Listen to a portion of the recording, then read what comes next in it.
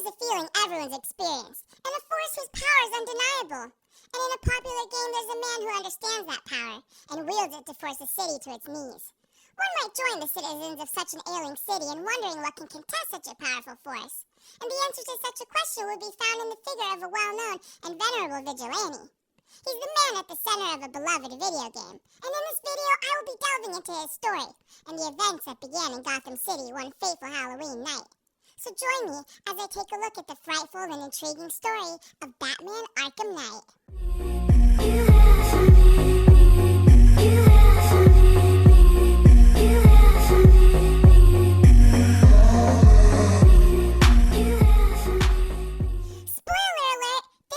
Contain spoilers for the entire story of Batman Arkham Knight. So if you don't want to know what happens, be aware of that. And with that out of the way, let's get right into the video. So 9 months after Joker's death and the events in Batman Arkham City, Gotham is enjoying a prolonged time of relative peace and order. That's all disrupted, however, when the sadistic and cunning Scarecrow launches an attack. The weapon is his prototypical fear toxin, and it's limited to a local diner as an example of the citywide attack to come. Gotham's evacuated, and Jim Gordon, the commissioner of the GCPD, holds an emergency meeting with Batman and begins planning the pursuit and arrest of Scarecrow. When Oracle, Batman's informant, traces the production of the fear toxin to Ace Chemicals, Batman hurries there and narrowly avoids an attack by a mysterious masked figure. Oracle comes in with info. People call him the Arkham Knight, and he's assembling a militia in Gotham. They don't know his motives yet, but intercepting a transmission between him and Scarecrow, they discover he's working with the latter, and that he wants revenge on Batman. Batman rescues Ace worker hostages, and discovers from them that Scarecrow's planning to release his new toxin via a bomb that will be strong enough to affect the entire eastern seaboard.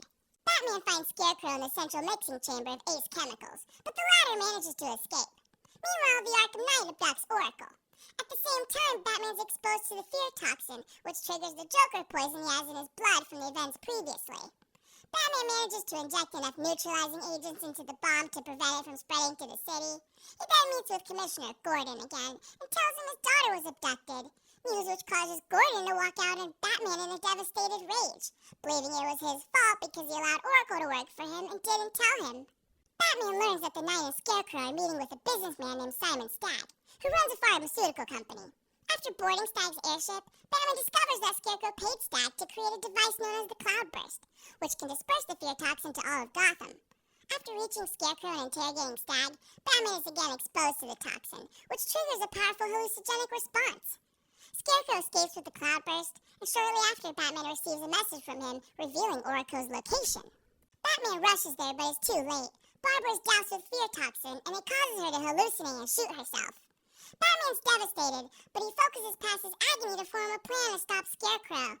After learning that Poison Ivy's immune to his fear toxin, he goes in search of her, and finding her, she explains she created a spore that counters the effect of the fear toxin. With her help, Batman awakens a colossal old tree beneath Gotham, whose branches spread over the city, ready to synthesize and spread Ivy's spores if the Cloudburst is detonated.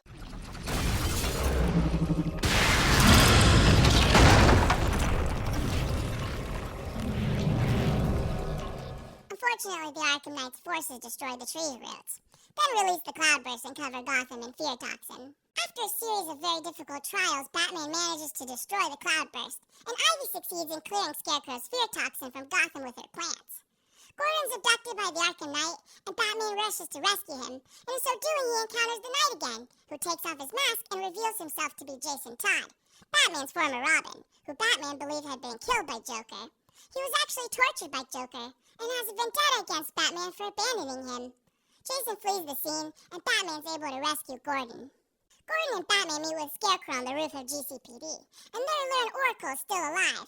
Batman hallucinated her death. Gordon's treachery is revealed as he shoots Batman, having made a deal for Oracle if he does so. But Scarecrow betrays Gordon and pushes Oracle from the roof, and Batman, whose suit mitigated damage from the bullet, rescues her from falling to her death. Scarecrow launches a full-out attack on GCPD using the Arkham Knight's forces, then abducts Gordon and Robin, takes them to the Arkham Asylum, and threatens to kill them if Batman doesn't surrender. With no choice, Batman goes to the asylum and surrenders himself to Scarecrow, who forces him to remove his cowl before a live-stream video feed and reveal his true identity to the world. Scarecrow then injects fear toxin into Batman, and Batman bears an internal struggle with the Joker persona in his psyche, who's triggered again by the Joker blood in his system.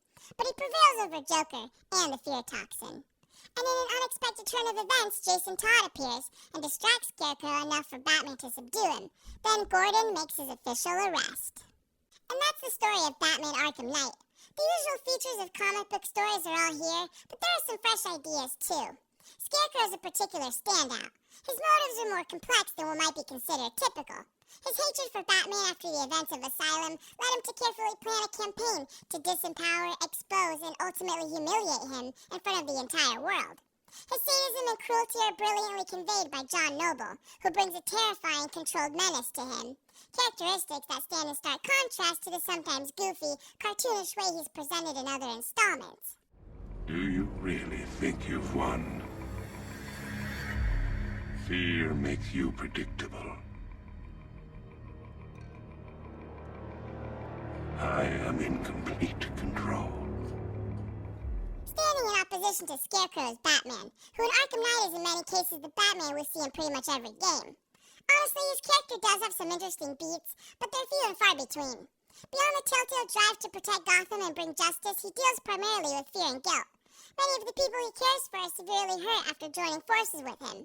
Oracle and Jim Gordon are both abducted, and Jason Todd was captured and tortured. On top of his guilt, Batman fears more and more betraying his personal code and resorting to murder, as we see in the scene with Scarecrow in the Stag's airship.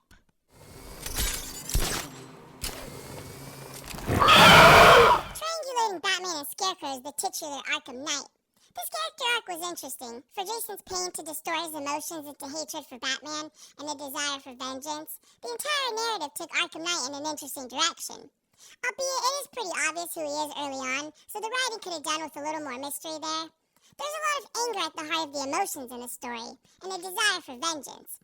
It's like this time around the tables have turned, and the antagonists are the ones with the desire for vengeance, not just Batman.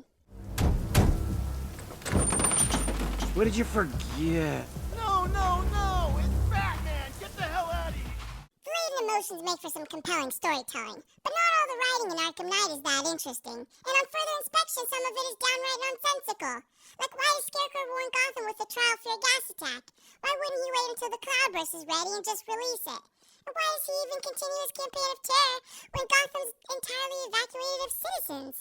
Still, the story does feature some fresh ideas. There being an old tree underneath Gotham which Ivy awakens, the Cloudburst and Simon Stagg storyline, Robin having his emotions distorted by torture and coming for revenge on Batman, and Scarecrow's psychological warfare against Batman.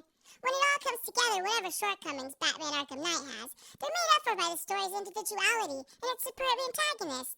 There isn't another Batman story quite like Arkham Knight, and the way Scarecrow's written is one of the best villain portrayals in all of Batman. At the end of the day, the writing in Arkham Knight is great in its own way, and I can enjoy it over and over again. And that's my analysis of the story of Batman Arkham Knight. If you'd like to leave a like and subscribe for more content. Never alone. In the asylum. Anarchy ruled. It was wild, but through it all you never smiled. Joke's on you. I'm in your head, so look who's laughing now. Remember in Arkham City, I killed your girl. So pretty. That was the night you let me die. But when I looked you in the eye, that's when I knew we'd be together. Look who's laughing now. I'm stuck in your head and I'm laughing. I fill you with dread.